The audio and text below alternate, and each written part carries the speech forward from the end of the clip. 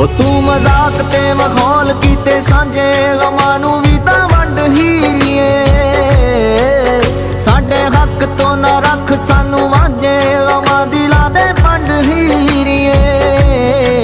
ओ साडे हक तो ना रख सानू वांझे दुखां दिलां दे पंड हीरीए ओ दस केड़े वेले कम आऊ यारी केड़े वेले कम आऊ यारी तू कली पार टोई ना एहो जिंदगी नी आउंदी वारी वारी उदास एवें होई ना